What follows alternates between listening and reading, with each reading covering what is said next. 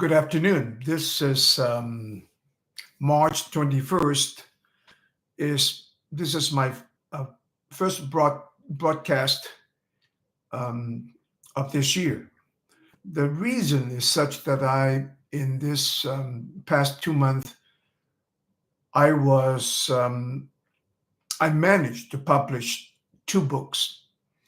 The first one is called the 3C System, which is something I have developed during my college days and during my master's degree studies in 1974, and since then in 76, 77. Then my wife and I have decided to leave academia and gone into our private business involving the business related to gemstones and with our strong linkage to Brazil. And why I'm talking about this, I had already three other books later in the month, maybe even in May, to speak of. The title of the book's called Gem Explorer, which will be in three different books. The first one will basically sharing how we start. It's almost like a workshop. How can you starting a business with $3,500 start? And by the end, well, it's never the end. We still own the business. This business still going on. And in 2 years, we'll be celebrating our 50th of the forming of the business. And this first book will be almost like a workbook, and to be inspiring to others that how can you starting with a simple, very, very limited capital, and went on to the global business in Europe, in America, in Brazil with the mining operations, and then in Asia, from the colored gemstones now into decorative arts in the larger volumes of the quartzites with the granites that are being exported to Indonesia, to Saudi Arabia, in between, working with China. So the second book will be more of the stories and events. Incredible how you're starting a business. And at the end of in between the time, I was exposed to the banks in Brazil called the Banco de Boa Vista, in wanting to provide a $2 to $3 million loan with low interest to the Chinese. And when I was even the beginner in the business, but there was another kind of a side story within the business of gemstones and minerals had kicked off and launched me into a larger engagement with Brazil and with China, Hong Kong, and then that was part of the development in the business. And another segment of it, why I was doing this purchasing for the goods to open up in 79 a $2.5 million business store on Palm Beach on Worth Avenue.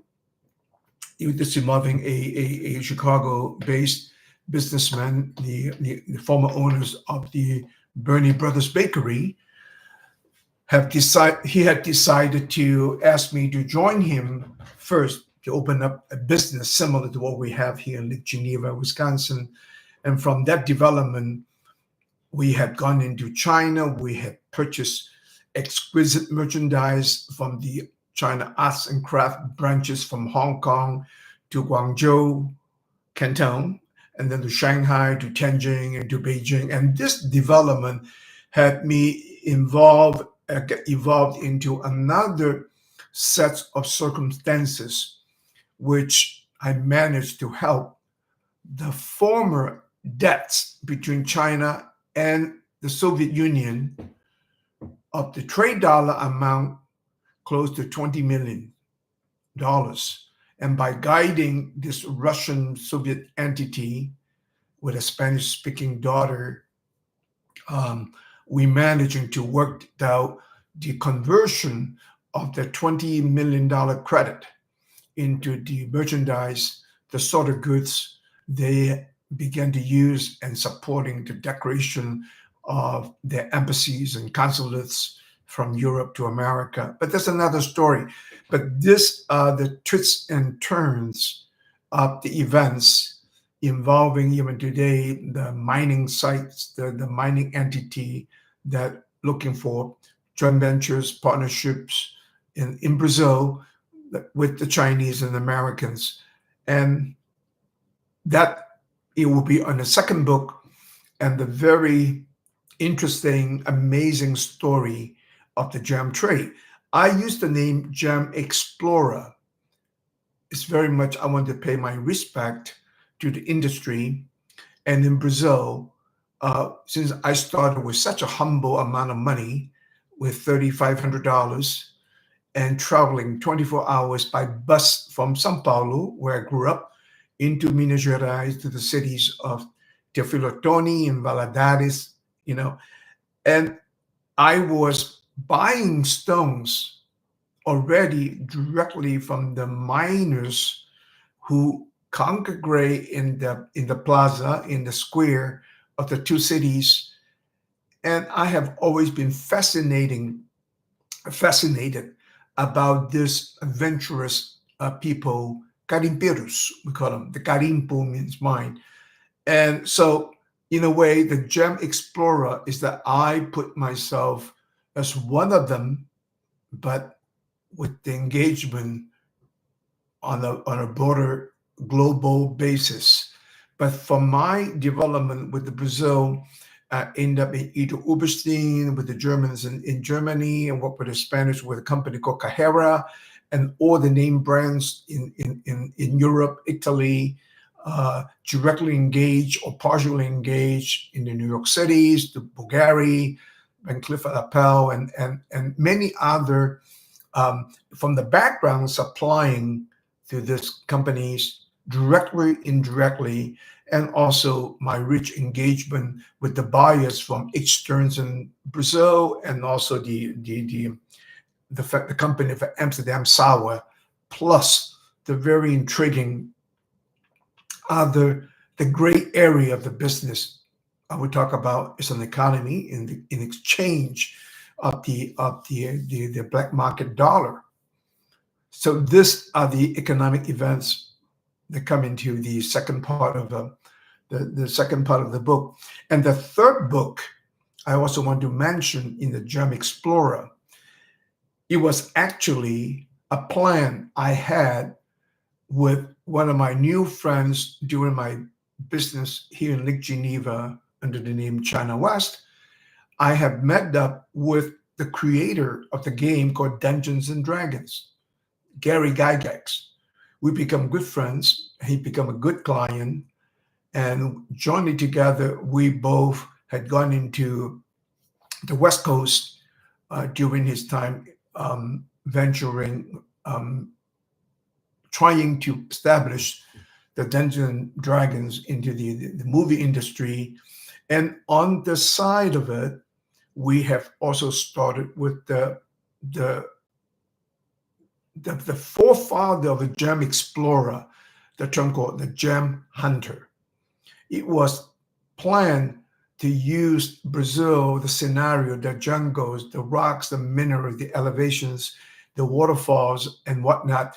Is supposed to be almost espionage, maybe James Bond sort of movie.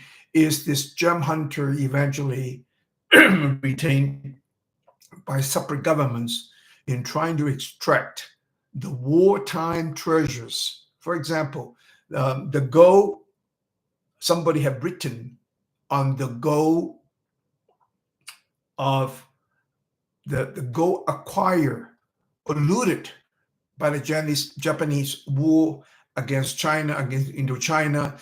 And in that particular time of the Japanese aggression, they have destroyed temples, taken a lot of gold statues from China to Burma, Thailand, in the whole region.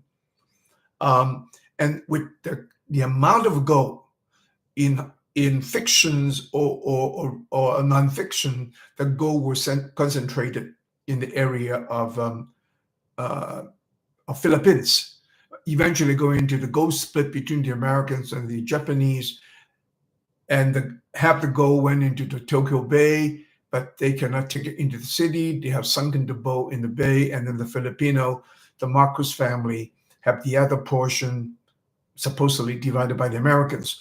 But with part real and part hypothesis, that we created the idea there were pockets of rubies, sapphires in the huge volumes in kilograms, not in a tonnage like gold, but we created part fictional story that I become the gem hunter and the seeking for this past wealth, including diamonds. Well, when it comes to diamonds, they're involving Rhodesia, involving the Beers in South Africa and into the region from Angola, in the Congos and beyond. Well, that was very progressive.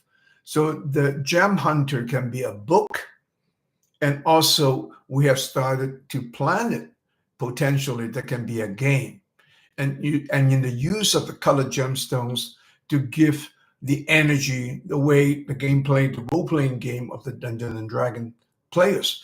I was very much impressed by the D&D players, and at a certain age, not young age, but very rich in their use of vocabulary and by what they have acquired, and the dexterity they have to use to place the games and number by the rolling of the dice and creating events. So, I mean, in this, there was an infancy with Dungeons and Dragons involving Gary Gygax. We have a very genuine friendship. It was never based on the motives of earnings and gains, but eventually, when TSR, the company owns D&D, had their issues with a company named owned by Lorraine Williams, and part of the intellectual property promised them by Lorimar in Hollywood have the open access to the toll-free number. They wanted me to call on a daily basis to recording and document the oral part of the story of the Gem Hunter. So this is many years have gone by. And there's also another reason I replaced my book and my segment as intellectual property to Gem Explorer, which is much more appropriate to have the tied-in that I want with Garimpeiros of Brazil. And now I can make these books with the use of the AI, the use of configuration, images, and I mean the AI potential is incredible. And as one of my friends have said, that in 50 years, Paul, you're starting with a modest $3,500 to opening a store with 700 square feet, to now you are using the digital age of AI, and this alone can be a very interesting and transformative period about business. And more than that, I have developed also another system called the Gem Files, which will give a self-arbitration. You'll be much more, can be much easier to articulate, to implement during this age. So the third book is basically, we talk about events that may inviting participants, potential business sets of circumstances and partnerships on the third book. And I hope I'll get all the 3 books done by June. As I have mentioned here on the fourth book, they may come before the Gem Explorer, is I am paying my respect to the country who had me inspired of the study of the Consciencological Study, I call it now, not just conscience, but the Consciencological Studies, and by Paulo Freire, who wrote about conscientization, who has spoken about conscientization, At a time very controversial. During the 64, the Brazilian military regime came to play and Paulo Freire was exiled. Even today, I have my Brazilian friends basically telling me not to associate any of my writing involving their names if the name of Paulo Freire come into contact. But let me make this point very clear. I'm writing the book is express my gratitude to not Brazil alone. And this particular figure that I am express my thanks, and I'm just writing the version the way I perceive the three of the great king, one king, two emperors, is all about the family named Bragança. For those who are not familiar with the name Bragança, I will just briefly tell you that I will write about Dom Pedro II, the last emperor from Brazil. And he was exiled by the incoming military coup carried on by the general called Marechal Teodoro da Fonseca. It was in 1989. I may lose a little bit on the number, but what is so important that I found with my care and loving for Brazil, I have found two of the former emperors from Portugal, from the family of Bragança. The last one was Pedro II, or Pedro II, and his father, Pedro I, who was raised in Brazil at a time when the king, his father, King John VI, left Portugal for Brazil because of the Napoleonic invasion and the threats to invade Spain and Portugal. At that time and era, the King of Portugal has a very strong alliance with the British. And as we all know, Napoleon was defeated in the Waterloo. I'm not sure the time frame, what Waterloo had done, but the King John VI had decided to move his entire court from Portugal to Rio de Janeiro.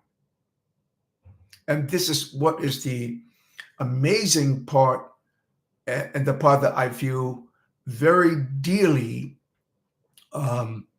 wanting to explore, those marvelous moments when you move your entire court from Portugal to Rio to adapt it to a tropical era. And with this particular movement, the Portuguese basically had created all the richer infrastructures for the capital city in Rio de Janeiro. For example, I would just mention that they have installed the Jardim Botânico, the botanical garden. And we have a term in São Paulo region, a zone, a bairro called aclimação. And that ties into the sort of preparation the king and his future son, Dom Pedro I, in the development of their kingdom in Brazil, with all this cultivation, the library, the museum, and the botanical garden, and to be so meticulously to study, to brought in the foreign species into Brazil. So I'm just briefing this particular video take about, I will do my best, and from a perspective as a former immigrant from China by way of Shanghai to Cantonese, Macau, and Hong Kong, and then to São Paulo, Brazil, and the way I perceive, the way I want to express my gratitude, my thankfulness about Brazil to Paulo Freire, who helped me to remind me the richness of the human conscience and accentuated, further supplemented by the kindness of the three kings. And in all this exchange from the Dom Pedro I, who declared Brazilian independent, an empire, but independent from Portugal, eventually he abdicated himself to provide his young son, 6 years old, to become the next king in Brazil. And in the meantime, with my research upon the other researchers and historians in Brazil and their writings and their oral presentations, and about how rich this group of the family of Bragança, the three rulers, had given Brazil the real infrastructures that had gave the foundation, even by the military coup taken over by Deodoro da Fonseca. We cannot change the time when that period of human history, when the Illuminatis in Europe had given way to the American independence, and then affecting the way the relations between monarchs, their sovereignty versus the ascendance of the lay people wanting the republic and the future democracies. We're coming to a very interesting time by what we are seeing here and by the quote unquote the capitalistic empire represented by the United States of America. Are we coming to another era of coming to a point of the hierarchy incompetency, with the certain kind of fragility I am seeing in then Europe, and when the military taken over, exiling Dom Pedro II, Peter II, I have seen a certain kind of a sadness, because this king is not that he is disciplined, he don't drink, and in every day of his life since he was 6 years old, who ruled Brazil for 60 years, and every day of his work was a task by his learning of the 20 languages, his interest in art, music, be that the music from Richard Wagner from Austria, brought in, Louis Pasteur from France, where we have the Institute Louis Pasteur in Sao Paulo. And along with all these implementations, a man who worked 60 years with total clean conscience, never has stolen one penny, living within the budget, an imperial budget, to maintain his households, his servants, the retiree and their retirement, their settlements. No doubt about it. These kings have their other amorous affairs. Many of them were arranged to be married that never have seen their future queen and spouse. In fact, his spouse, his wife, Christina Teresa, is from Italy, and they dug up her images and by the intermediary, the diplomacy. And then when she came to Brazil, she was a little bit less than what he had expected. I'm not here to defend the king's love affairs, but even in the many correspondence between Dom Pedro I,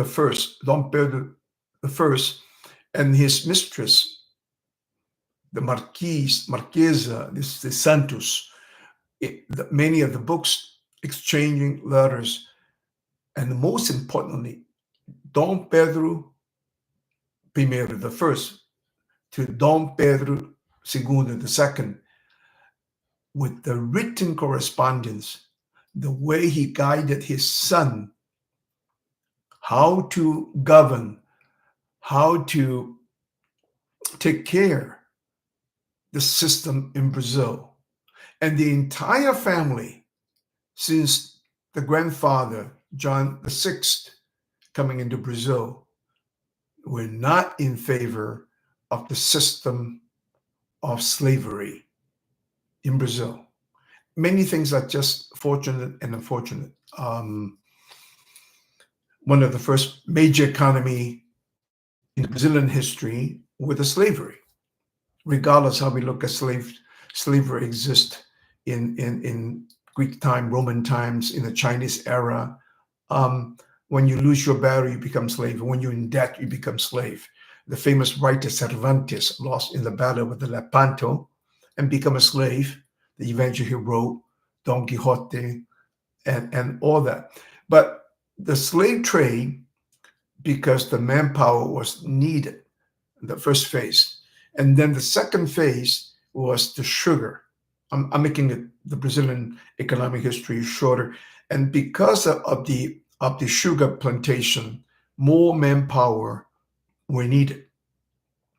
And I am not comfortable at this time to talk about one major dominant category of the business of the slavery was the most constant because the demand was constant. And then the entire family of the Bragança family of the three kings, they have always been in favor of the abolition of slavery. And very much so, even Dom Pedro II, his daughter, Princess Isabel, were all very much in this movement to try to find a way to reduce and not to having slavery. But in the meantime, they know there is a economic linkage of the sugar plantations and the Brazilian business powerful group, that they will have to balance such the political side of the issue and the economic side of the issue. So this is just very short, but just to add to the name of Bragança for those who care to know. Just for me, the Chinese part of the story, that Catarina Bragança is one of the lady who married to the court of Stuart in England. And that's from the Portuguese early colonization or work in India. They brought in the tea. So from the tea drinking introduced, even table manners, I was told, in England, this Portuguese contribution to a vice of the British women drinking tea. And from their habit of drinking tea, eventually they have exhausted the silver of the English. And that is part of the many story why the East Indian Company, basically military units, are funded by the English military and the merchant class, between the Jewish family, eventually the Rothschilds and the Sassoons planting opium in India. And because the tea habit of English, and by the exhaustion of the silver, and that had led to eventually the forced trade and forced sales of opium into China and the War of Opium, 1840. This is just a part of the side story, but to show the Braganças and with what I am just paying my respect to Dom Pedro II or Dom Pedro II and the Bragança family, along with the influence I have from Paulo Freire of Brazil. It's not only two, but also when I first got to Brazil in 1962, and I remember constantly there was one of the few words used in Brazil called calor humano, means human warmth. Today we can translate it to amor humano. I have received this tremendous amount of the Brazilian warm embraces. We abrazo, we kiss the ladies, and that time in the 60s, we kissed the single girls, a third kiss called a Deseo para casar. The third one is to wish you a fair marriage. But all in all, there's so many of the good things I have received and was given by the Brazilians, including my gem trade. But what is also in particular by me forcing myself and wanting to know more about the history of Brazil, in my time and era, is the last of the golden period of Brazil, because the coffee and the region of coffee between Sao Paulo and Rio, called the Vale de Paraíba, with the mountain range of the Serra do Mar on the east side, going to the shores, and then Serra de Mantiqueira, going northwest into the state of Minas. And where I have attended school in the middle of the freeway between Sao Paulo and Rio, in a little town called Lorena, which is a Roman Catholic Salesian order school created by Don Bosco, Giovanni Bosco from Turin, Italy, Torino. But before, in 62, before I got to Brazil, I was already studying with the Salesians in Macau and baptized by the Jesuits from the mission of the Matteo Ricci. There'll be another story to be told, how Matteo Ricci was one of the few European missionaries who had captured the spirit and the conscience directed world in China. But this cross-cultural linkage had guided me to my personal study of cross-cultural psychology. And as you will see from my book, for those who care to buy the book, to see the book, and you will see all my configurations. I use them as in a sphere or in oval shape or in other shape. These cultural spheres had developed early on by this calor humano. Is almost, doesn't matter where you go, there's a sphere of caring, loving, and friendship. So when I'm talking about the 3 books I write about Gem Explorer, and the book I want to dedicate to Dom Pedro II, or the Peter II, and also in this, the passage for me to thank Paulo Freire, and also expressing my gratitude of what I have acquired from Brazil, and so that will be the up and coming books for those who care. In the meantime, I'm going back to the next development in the last 2 months, while I was waiting and writing the first 2 books. Another event have taken place in our day-to-day engagement in the use of AI. I have just worked a little bit with ChatGPT, and later on I've committed to the Claude, which is they owned by the Anthropic. And as of late, in this last few weeks, with the arrival of DeepSeek from China, which had really created a little bit of a situation by how DeepSeek built and shaped with less than $6 million US, had its impact to the AI world, or predominantly in the open AI in the US, and also affecting the company like NVIDIA, and how DeepSeek had impacted the decline of $1 trillion in the stock market. But all in all, it's not this economic dispute and challenge and competition in the future or defiance. I have found we're coming into a time and a period which is forever rich in the way we use our AI systems and the platforms intelligently and wisely. And here goes another point to emphasize my advocacy by my study about conscience, and I now named it as a consciencological analysis of culture and civilization, which is the title of my second book. But in this joint analysis happening in this last year or so, when the good thing is no one on this planet can afford to be ignorant anymore. The richness of the Paulo Freire's, in fact, he had hardly speaking about what is conscientization.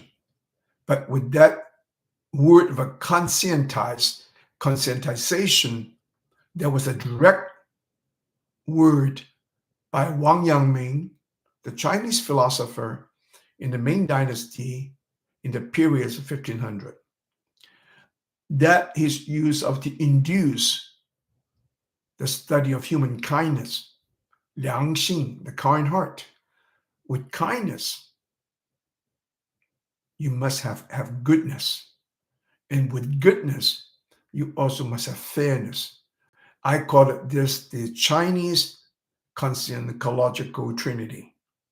So what happens that by studying Paulo Freire, regardless what happened in Brazil, how the Brazilians had demonized Paulo Freire because he was once become the educational secretary in São Paulo state, I believe, and his advocacy and by his statement about to stop or to minimize the banking drawer education. I reuse it in the English portion of it, that we cannot stuff our children with all the information by our system of grades and by our system of education, which none of us could have avoided. But in the meantime, what I pay my respect to Paulo Freire is that what he was not speaking specifically, or had not been able to manage to create a system to foster the conscience education at that time. But today, with AI, with all the platforms, no one can be ignorant anymore. And so in this last 2 months of the year ends, thinking, reflecting over my study over the conscience and conscientization of Paulo Freire, which I do have a platform on Facebook called Conscientization, and is now over 10 years. I've been in and out, kicked out, booted out by comments that was not suitable to Facebook, knowingly or not knowingly. But my consistency to promote the idea of just one word, conscientizations, as I have named it, the one word Zen. And by Paulo Freire's idea to educate, to teach conscience, or to foster conscience education, as you can see in every other word he uses, always linking to education. And this is why I think maybe the baton had passed on to me, that I can carry this message of Paulo Freire and to implement the study of conscience by making education, learning available in this digital era. No one can afford to be ignorant. And here's the example I want to highlight, part of the Greek thinking in this last 2 months and more. We using as a driver's example, we all know we have 2 blind spots. When you're trying to make a pass from the right or from the left, How many times a fare driver on the other side not speeding with processed horn let you know, hey, you're coming to my lane, but they know he probably knew that we didn't see, or either side. Or in the old days when using our carriages, the horses always put on the blinders so that they will not be distracted by maybe a mare, if this is a stallion attracting to the sexes, or he was hungry or she is hungry looking for grass.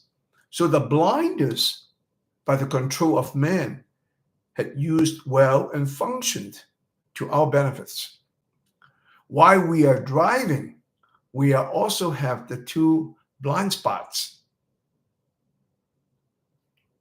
And so what I think in my use of the AI, that many blind spots have become eventually opening up as I did my research on and about the military coup happened in 1954 in Guatemala, involving the powerful company, an American company called United Fruit Company, and the engagement with the two of the American historical personality, the Dallas twins.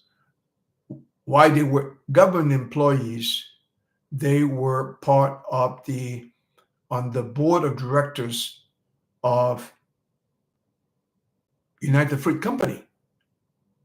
And that had eventually gotten the American engagement to force out the President Albans, a fair president who was requesting and aiding the banana workers to raise a few penny of the daily wages, which is very, very modest.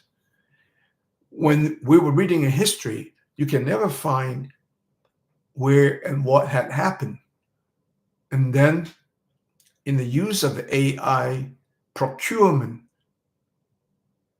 and I encourage every one of you, any one of you, be that my writing and somebody's writing, if you have any question and doubt, copy and paste and challenge all these AI companies to give you their feedback. As I have discovered, by the coup, the military coup happened in Brazil in 1964. That was the time where I think the Brazilians no longer have their say of their sovereignty, because that was part of the Monroe Doctrine, order, directed, funded by the American intelligence. And then I found out more in 1964. It was under the government, Jean Goulart, who was the vice president of the previous president by the name of Juscelino Kubitschek.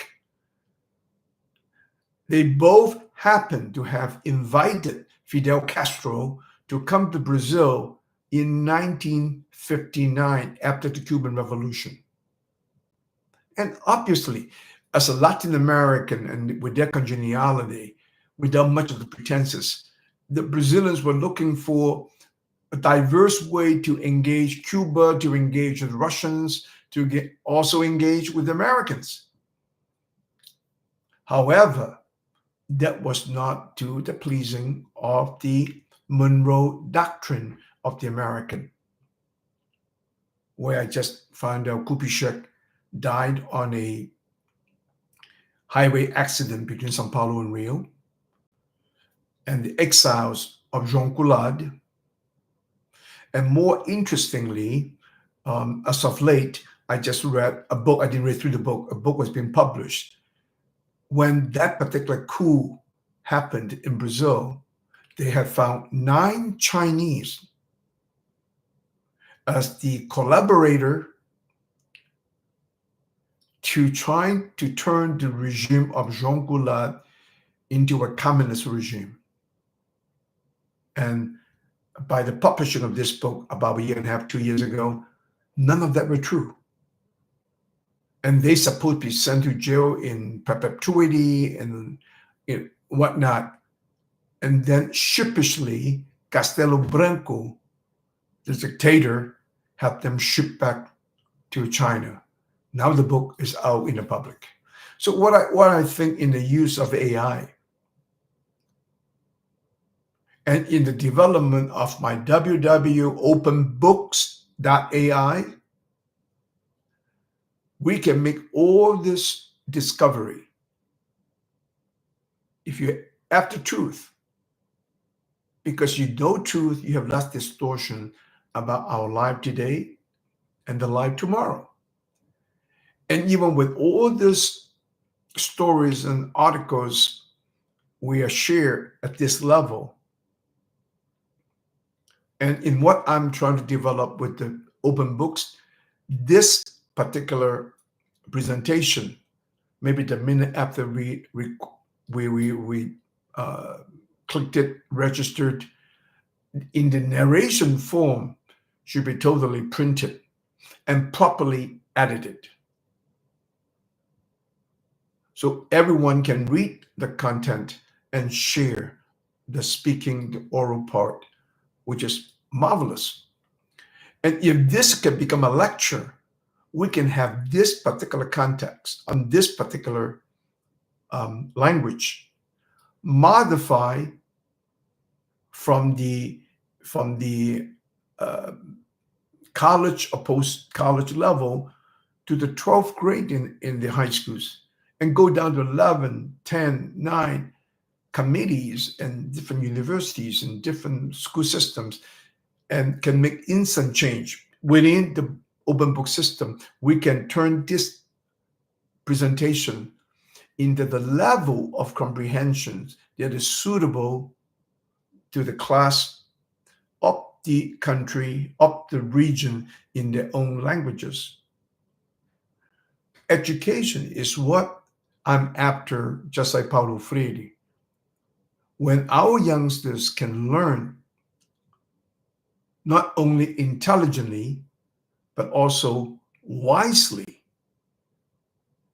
about what we say, and in the documents we produce, if they ever have a question, they can post it, insert it, to become a full participant in this open book system. There's only one application for the youngsters, and this application can be used by someone in Russia. They want this to be in Russian, not by me, but the system can let him click into that, where, if and when is being done rightly, that they can even changing my mouth movement and speaking in Russian. The technology and the capabilities are all here. As I use the oral history presented by Paulo Razzuti from São Paulo, and he's already having his presentation with him speaking Portuguese, but with English glazed over. The voice is over his Portuguese, which is another form that has been done. I found it good, tasteful, but still a little bit interruptive. But I think we are in that capacity, can make what I speak today, just like Marathon and just like Kindle, they can translate it into 147 language. Better yet, they don't have to translate. The country itself can click on this video and have the narrations written in Russian and the voice in Russian. So when you can teach, when you can educate without distortion and without manipulation, and no longer under the hegemony of a language such as once Latin for the Romans and English for the last 300 years. Now can be all changed, because I think there's a tremendous amount of videos and tremendous amount of lectures and lessons and storytelling in and around the world then can be captured and let the people see these speakers, presenters, teachers in its original form. And then the teaching become much more robust, and the learning can be amplified to all corners of the world. And so why I have my 2-month writing, thinking, but I think I have set up some good foundation to move my future talks ahead. I will try to present as much as I can, once, twice, even more on a daily basis. And I think by what I'm proposing, by each and every country can turn all the videos into their own languages. And with the immediate printout of the narration, quickly edited, because this, in any languages, because often this can be one way to teach English or any languages when the other listeners have enough knowledge of a certain language so they can listen to that particular language following by the narrations printed on their hands. So we can using this video images, the oral history, and bring it back to its original form, which we can share with the global audience. And I hope to continue tomorrow or Monday for the discussion of my 2 books. And thank you, and have a good evening.